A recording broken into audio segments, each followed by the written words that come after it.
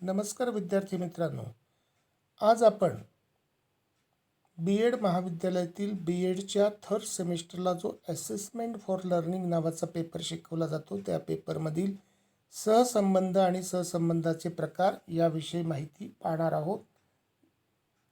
या ठिकाणी 3 सहसंबंधाचे प्रकार दिलेले आहेत. एक म्हणजे धन सहसंबंध पॉझिटिव्ह कोरिलेशन, ऋण सहसंबंध निगेटिव्ह कोरिलेशन आणि शून्य सहसंबंध झिरो कोरिलेशन. तर हे 3 प्रकार आणि सहसंबंध गुणांक काढण्याची स्पियरमनची रँक डिफरन्स मेथड या ठिकाणी अभ्यासणार आहोत. मी प्राध्यापक M R Joshi, MA. MEd SET, Shri Sharada Bhavan शिक्षण संस्थेचे अध्यापक महाविद्यालय नांदेड येथे सध्या असिस्टंट प्रोफेसर ह्या पदावर कार्यरत आहे. चला तर पाहूया सहसंबंध आणि सहसंबंधांचे प्रकार आणि सहसंबंध गुणांक काढण्याची स्पियरमनची रँक डिफरन्स मेथड. आता सहसंबंध कशाला म्हणतात इथे व्याख्या दिलेली पहा. जेव्हा दोन बाबींमध्ये संबंध प्रस्थापित केला जातो, दोन बाबी किंवा दोन राशींमध्ये, तेव्हा त्या संबंधाला सहसंबंध असे म्हणतात. किंवा दोन चल राशींमधील असलेला संबंध म्हणजेच सहसंबंध होय. जसं आता उदाहरणार्थ भूगोलातील गुण आणि इतिहासातील गुण या दोन राशींमधील सहसंबंध म्हणजेच त्या ठिकाणी सहसंबंध होय. असलेला संबंध म्हणजे त्याला सहसंबंध म्हणायचं. जसं आता विज्ञान विषय आणि गणित विषय या दोन्ही विषयातल्या घटक चाचण्यांमध्ये मिळालेले गुण, त्याच्यामध्ये असणारा संबंध म्हणजे सहसंबंध. तर हा सहसंबंध 3 प्रकारचे त्या ठिकाणी आपण दाखवू शकतो. म्हणजे धन सहसंबंध, ऋण सहसंबंध आणि शून्य सहसंबंध. आता 3 प्रकार जे आहेत ते 3 प्रकार थोडक्यात पाहूया. आता धन सहसंबंधाला पॉझिटिव्ह कोरिलेशन असं म्हणतात. एका चलात वाढ झाली असता दुसऱ्याही चलात वाढ होते व एका चलात घट झाली असता दुसऱ्याही चलात घट होते. अशा प्रकारच्या सहसंबंधाला धनात्मक सहसंबंध असे म्हणतात. उदाहरणार्थ या ठिकाणी दिलेले पहा. वस्तूचे वजन व वस्तूची किंमत, अंतर आणि गाडीचा वेग, वर्तुळाची त्रिज्या व वर्तुळाचा परिघ, वर्तुळाची त्रिज्या व वर्तुळाचे क्षेत्रफळ, मजुरांची संख्या व त्यांनी उरकलेले काम, चौरसाची बाजू व चौरसाचे क्षेत्रफळ. आता उदाहरणार्थ साखरेचं वजन आणि साखरेची किंमत याच्यामध्ये धनात्मक सहसंबंध असतो. अर्धा किलो साखरेची किंमत 20 रुपये, 1 किलो साखरेची किंमत 40 रुपये, 1.5 किलो साखरेची किंमत 60 रुपये, 2 किलो साखरेची किंमत 80 रुपये. म्हणजे जसं जसं वस्तूचं वजन वाढतं तसं तसं वस्तूची किंमत वाढते आणि जसं जसं वजन कमी होतं तसं तसं वस्तूची किंमत कमी होते. या प्रकारच्या सहसंबंधाला धनात्मक सहसंबंध किंवा पॉझिटिव्ह कोरिलेशन असं आपण म्हणतो. आता एक चौरसाची बाजू आणि चौरसाचं क्षेत्रफळ हे सुद्धा त्याच प्रकारचं उदाहरण आहे. जसं आता चौरसाची बाजू 4 सेंटीमीटर असेल तर त्याचं क्षेत्रफळ होईल 16 चौरस सेंटीमीटर. समजा चौरसाची बाजू 10 सेंटीमीटर असेल तर त्याचं क्षेत्रफळ होईल 100 चौरस सेंटीमीटर. म्हणजे चौरसाची बाजू वाढली की चौरसाचं क्षेत्रफळ वाढलं आणि चौरसाची बाजू जर त्या ठिकाणी कमी झाली तर चौरसाचं क्षेत्रफळही त्या प्रमाणात कमी होतं. याला म्हणायचं धनात्मक स्वरूपाचा सहसंबंध. आणखीन दुसरं प्रकार म्हणजे त्या ठिकाणी ऋण सहसंबंध, ज्याला निगेटिव्ह कोरिलेशन असं म्हणतो. म्हणजे एका चलात वाढ झाली असता दुसऱ्या चलात घट होते आणि एका चलात घट झाली असता दुसऱ्या चलात वाढ होते. अशा प्रकारच्या सहसंबंधाला ऋणात्मक सहसंबंध असे म्हणतात किंवा निगेटिव्ह कोरिलेशन असं म्हणतो. म्हणजे एका चलात वाढ झाली की दुसऱ्या चलात घट होते आणि एका चलात घट झाली की दुसऱ्या चलात वाढ होते. अशा प्रकारचा जो सहसंबंध असतो त्याला ऋणात्मक सहसंबंध असे म्हणतो. जसं आता इथं उदाहरण दिलेलं आहे. ठराविक अंतर कापण्यासाठी लागणारा वेळ व वेग, मजुरांची संख्या व कामाला लागणारे दिवस, विद्युत रोध व विद्युत धारा. आपण ते सूत्र पाहिलं V = IR. तर त्याच्यामध्ये विद्युत रोध आणि विद्युतधारा याच्यामध्ये कोणता संबंध असतो? ऋण सहसंबंध.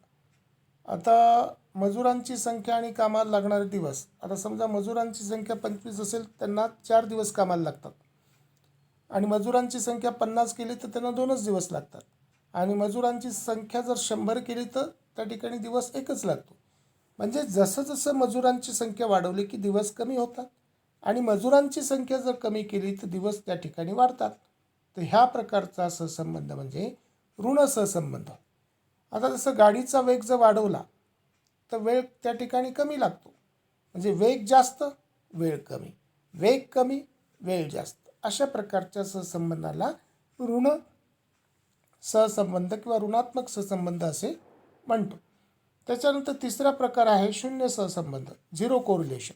दोन भिन्न बाबींमध्ये कोणत्याही प्रकारचा धन वा ऋण संबंध आढळत नसेल तर त्या संबंधात शून्य सहसंबंध असे म्हणतात. उदाहरणार्थ केसाचा रंग व बुद्धिमत्ता या दोन राशींमध्ये कुठल्याही प्रकारचा संबंध नाही. म्हणजे केसाचा रंग खूप डार्क असेल तर ती व्यक्ती बुद्धिमान असते आणि केसाचा फिकट रंग असेल तर ती व्यक्ती कमी बुद्धिमान असते.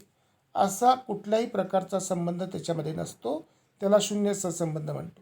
केसाची लांबी व बुद्धिमत्ता या दोन राशींमध्ये सुद्धा शून्य सहसंबंध आहे. कपड्याचा रंग व चष्म्याचा नंबर यांच्यामध्ये सुद्धा शून्य सहसंबंध आहे. चेहऱ्याचा आकार व प्रावीण्य हेही शून्य सहसंबंधाचं उदाहरण आहे. म्हणजे या दोन बाबींमध्ये कुठल्याही प्रकारचा धनात्मक किंवा ऋणात्मक संबंध आढळत नाही, त्याला आपण शून्य सहसंबंध किंवा झिरो कोरिलेशन असं म्हणतो. आता रँक डिफरन्स मेथड, जी स्पिअरमनची रँक डिफरन्स मेथड आहे, ती रँक डिफरन्स मेथड आणि पिअर्सनची प्रॉडक्ट मोमेंट पद्धत ही आपण सहसंबंध गुणक काढण्यासाठी वापरतो. पण आपल्याला B.एडला स्पिअरमनची रँक डिफरन्स मेथड श्रेणी अंतर पद्धती फक्त अभ्यासाला आहे, म्हणून ती पाहूया. की सहसंबंध काढताना सुरुवातीला प्राप्तांकांचा क्रम ठरवावा लागतो. तो कसा ठरवितात हे आपण काही उदाहरणावरून पाहू. आता इथे उदाहरण एक दिलेलं आहे पहा. मी पहिल्यांदा क्रम कसा लावायचं त्याचं उदाहरण मी या ठिकाणी दिलेलं आहे. उदाहरण क्रमांक 1, विद्यार्थी दिलेले आहेत. आता इथे विद्यार्थी पहा, अ ब क ड ई फ ग.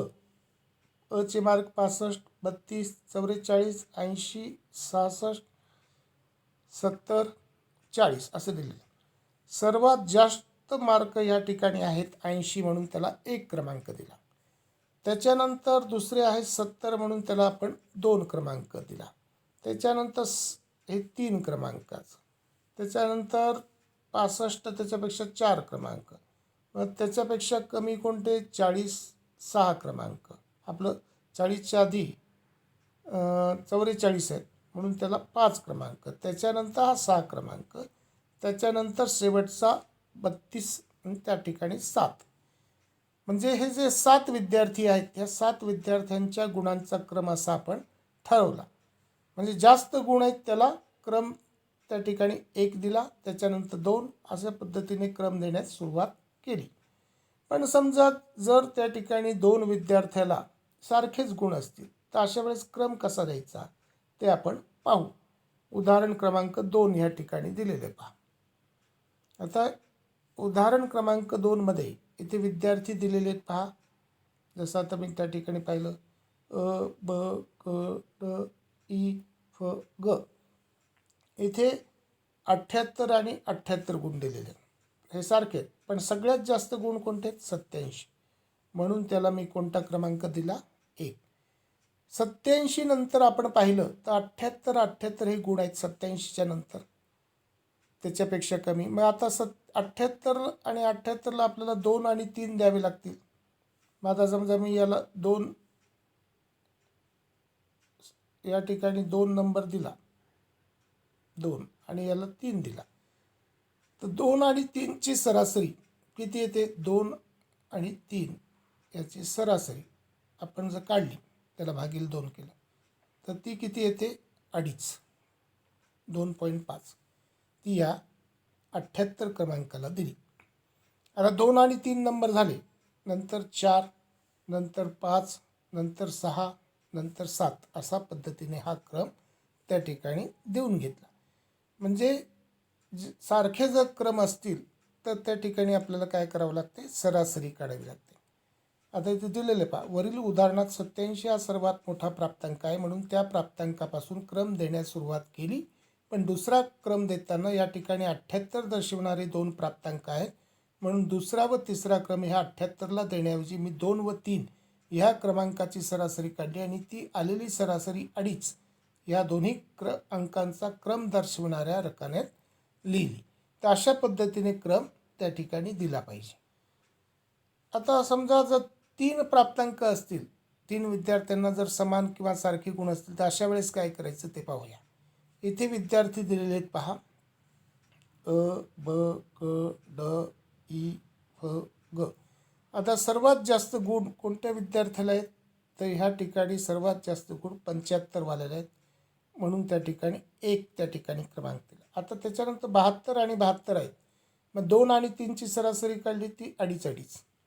त्याच्यानंतर 72 नंतर हे 60 गुण आहेत पहा, हे 60, त्याच्यानंतर हे 60, त्याच्यानंतर 60, म्हणजे 4 5 6 हा जो क्रम दिला आहे पहा, 4 5 6, तर याची सरासरी किती आली, सरासरी 5 आली, 5 आली, 5 आली, ती 5 या ठिकाणी दिली. त्याच्यानंतर जो उरलेला 6 जो क्रमांक आहे तो 4 5, आता हे 1 2 झाले, 3 4 5 झाले, आपलं 1 आणि 2 आणि 3 ह्या ठिकाणी झाले, हे 4 5 6 झाले. तर आता 7 जो क्रमांक आहे तो 7 क्रमांक ह्या लास्ट याला त्या ठिकाणी दिलेला आहे. 4 5 6ची मी जी सरासरी काढली ती 5 येते भागिले 3 केल्यानंतर, कारण बेरीज 15 येते. 15 आल्यामुळे त्या ठिकाणी भागिले 3, 3 5 15, म्हणून त्या ठिकाणी जो क्रम आहे तो कोणता क्रम दिला मी याला, 5 5 5. आता मी पुन्हा सांगतो, 3 4, आपलं सॉरी 3 4 नाही, 4 5 आणि 6 हे क्रमांक आहेत. 3 4 5 6 याची सरासरी जर काढली त्याला भागिले 3 करून, तर ती किती येते, 5 5 5 या ठिकाणी आली. आता 6पर्यंत क्रमांक झाल्यानंतर 7वा ह्या ठिकाणी 48ला दिलेला आहे. तर अशा पद्धतीने त्या ठिकाणी आपल्याला सरासरी काढून क्रम द्यायचा आहे. आता या ठिकाणी पहा, 72 या दोन्ही प्राप्तांकाची मूळ क्रमांची सरासरी इथं काढलेली आहे.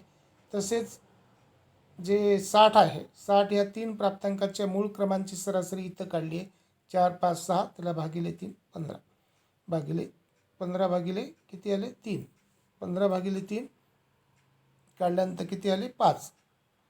त्याच्यानंतर सहसंबंध गुणांक काढण्याचं सूत्र आहे, ते कोणतं सूत्र आहे, सहसंबंध गुणांक काढण्याचं सूत्र आहे श्रेणी अंतर पद्धतीने सहसंबंध गुणक काढण्याचे सूत्र. सहसंबंध गुणक रो बरोबर, याला रो म्हणायचं, हा रो आहे, 1 - 6 हे 6 आहे, into sigma D square n square -1, n म्हणजे एकूण विद्यार्थी.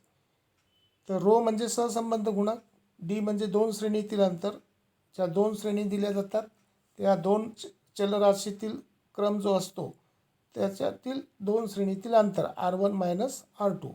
n म्हणजे एकूण विद्यार्थी संख्या, R1 म्हणजे पहिल्या चाचणीतील विद्यार्थ्यांचा क्रम आणि R2 म्हणजे दुसऱ्या चाचणीतील विद्यार्थ्यांचा क्रम. अशा पद्धतीने हे सूत्र वापरून आपल्याला स्पिअरमनच्या श्रेणी अंतर पद्धतीने सहसंबंध गुणांक काढता येतो. आता सहसंबंध गुणांकाचा अर्थ कसा लावायचा, सहसंबंध धन किंवा ऋण असतो. धन असेल तर अशा पद्धतीचे एका चलात वाढ झाली की दुसऱ्या चलात वाढ होते आणि एका चलात घट झाली तर दुसऱ्या चलात घट होते. आणि जर सहसंबंध गुणक ऋण असेल तर एका चलात वाढ झाली की दुसऱ्या चलात घट होते व पहिल्या चलात घट झाली तर दुसऱ्या चलात वाढ होते. आता इथे सहसंबंध गुणांक काढण्याचं सूत्र ह्या ठिकाणी तक्ता दिलेला आहे. फक्त एवढंच आहे की प्रत्येकाच्या मागे प्लस ऑर मायनस त्या ठिकाणी लावायचं. आता इथे सहसंबंध गुणांक, आता 0ला प्लस ऑर मायनस येणार नाही, 0.0 ते प्लस ऑर मायनस 0.20.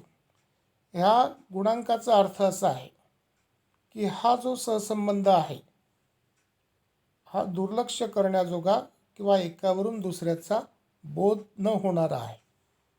त्याच्यानंतर समजा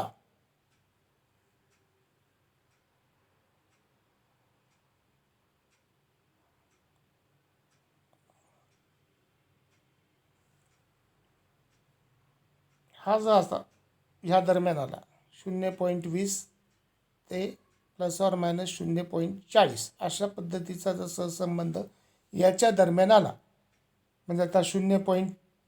किती आला 24 आला, तो प्लस असेल किंवा मायनस असेल, तर ह्या रेंजमध्ये आला तो. तर याच्याहून अर्थ असा लागतो की हा अगदी अल्प असा संबंध आहे, एकाहून दुसऱ्याचा बोध होत नाही.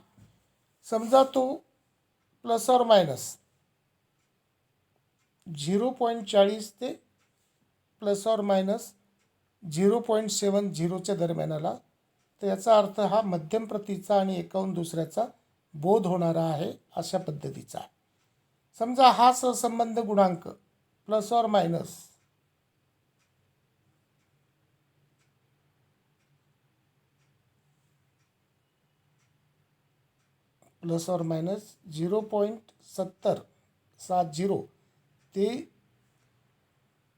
±0.90 याच्यामध्ये आला, तर हा कसा आहे, घनिष्ठ सहसंबंध आहे आणि एकाहून दुसऱ्याचा बोध त्या ठिकाणी होतो. त्याच्यानंतर हा सहसंबंध समजा 0.90 ते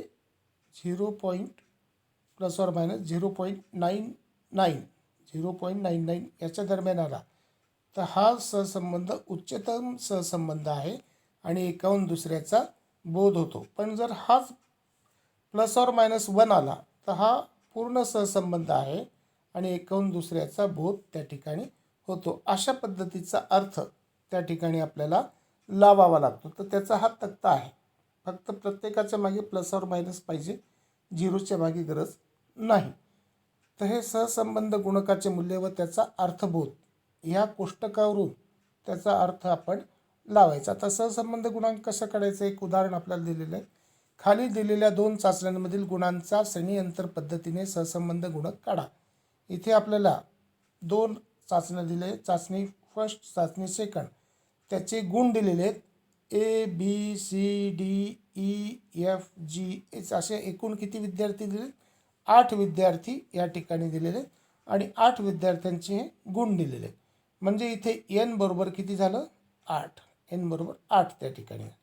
आता क्रम आपल्याला देऊन घ्यायचा आहे चाचणीचा. आता इथे क्रम आपण दिलेला आहे पहा.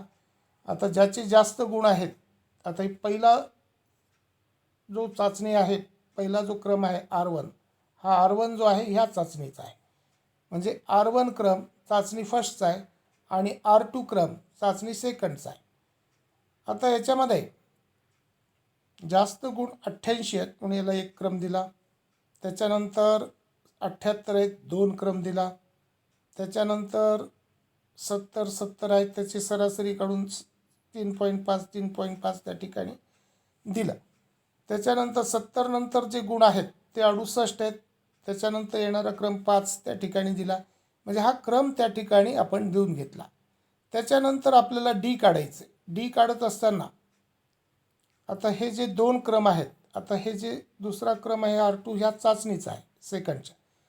आता या 2 क्रमांमधला फरक 8 - 8 0 त्या ठिकाणी. 0चा वर्ग आपल्याला करायचा डी स्क्वेअर केला तर त्या ठिकाणी 0 आला. त्याच्यानंतर 3.5 आणि 4मधली जर वजाबाकी जर पाहिली तर -0.5 आलं. त्याचा जर वर्ग केला तर मायनस चिन्ह निघून जातं आणि 0.25. 2 आणि 2मधला फरक 0चा वर्ग 0.00. 6 आणि 7मधला फरक -1 1चा वर्ग 1. तर अशा पद्धतीने वर्ग करून घेऊन सगळ्या वर्गाची बेरीज करायची, ती समेशन डी स्क्वेअर 5.50 आली. सहसंबंध गुणकाचं सूत्र लिहायचं. हे सूत्र अशा पद्धतीचं आहे. याच्यामध्ये किमती टाकायच्या 5.50. n म्हणजे 8, 8चा वर्ग -1, हे सोडून घ्यायचं. 33, 8 गुणिले 63. आता इथे 8 गुणिले 63 आलेलं आहे. भागाकार करायचा कॅल्क्युलेटरच्या साहाय्याने. तो भागाकार केल्यानंतर तो किती आला, 0.0654 तो 1मधून वजा केल्यानंतर आपल्याला ही किंमत मिळाली 0.9346 आणि हा जो 0.9346 त्या कोष्टकाहून त्याचा अर्थ लावायचा. हा प्लस आलेला आहे पण हा धनात्मक आहे आणि कोष्टकाहून अर्थ लावला तर तो घनिष्ठ असा संबंध आहे. म्हणजे घनिष्ठ स्वरूपाचा संबंध या ठिकाणी आलेला आहे. आता दुसरा एक उदाहरण या ठिकाणी घेतलं. त्याचं सुद्धा श्रेणी अंतर पद्धतीने अशा पद्धतीने कोष्टक तयार केलं. समेशन डी स्क्वेअर त्या ठिकाणी काढलं. ते आलं त्या ठिकाणी 143.5. किमती त्या ठिकाणी टाकल्या. एकूण विद्यार्थी तर 10 आहेत एन बरोबर आणि 10ची किंमत एन बरोबर टाकली. ते सूत्र लिहिलं. सूत्रामध्ये किमती टाकल्या. तर अशा पद्धतीने आपल्याला हा सहसंबंध गुणांक त्या ठिकाणी मिळाला. तो किती मिळाला?